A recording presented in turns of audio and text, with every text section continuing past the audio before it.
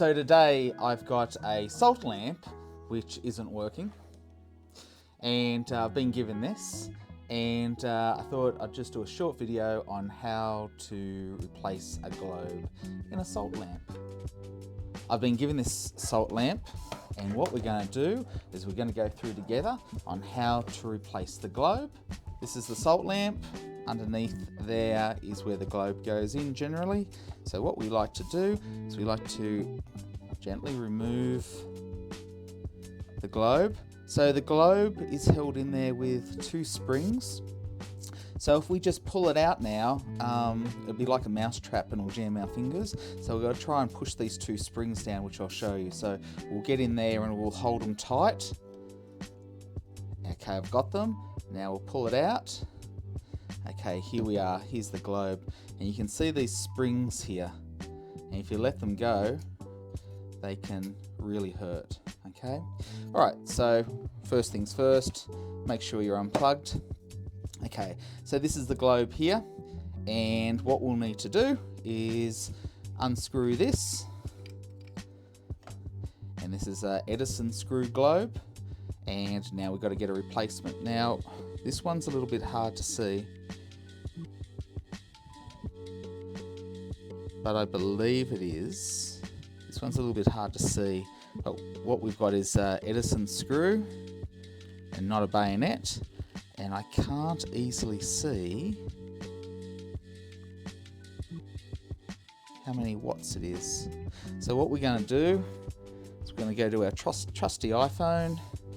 We use the magnifying tool and see if we can see any writing on the glass. Alright, I can't see anything there. So it would have been a cheap globe that came with the salt lamp originally. So if you can't get your manufacturer's instructions, chances are it'll be a 15 watt. But take this into your lighting store or to your red coloured hardware store, and they'll be able to help you. So generally salt lamps usually like to use a low wattage incandescent globe, and we can't find the wattage on this one here, but generally they're a 15 watt incandescent globe. So what you would do is you'd take this to your hardware store or your lighting store and get a replacement, and chances you will get something like this. This is a Philips 15 watt incandescent globe, and this one's made of glass and metal, and you don't want an LED globe because an LED globe won't get hot enough.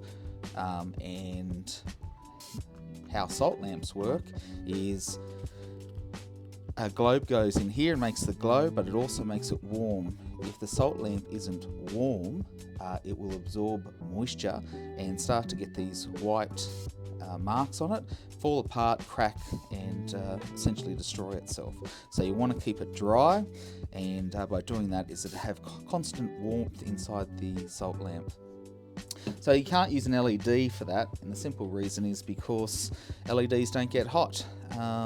So that's why you need to get something like this. Now, LEDs you can just grab out of the pack with your hands and screw in. They're all just made of plastic.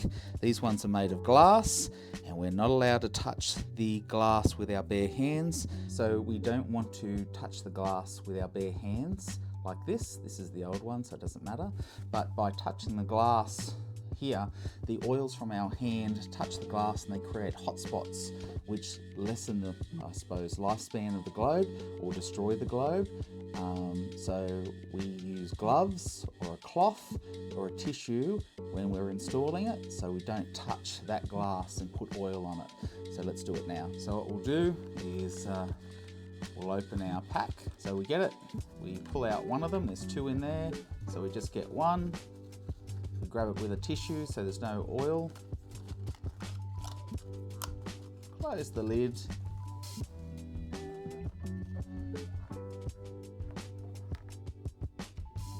Gently screw it in. Still not touching it with our hands.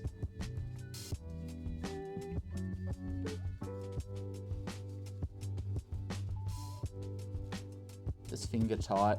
Okay, so that's done. Alright, so what we'll do now So we'll lift these springs back up. We'll get our salt lamp, we'll put it in. All right, that's done. Now we plug it in. Okay, so it's plugged in. We'll turn it on. That's how you change a globe and a salt lamp. Hope it helps. See ya.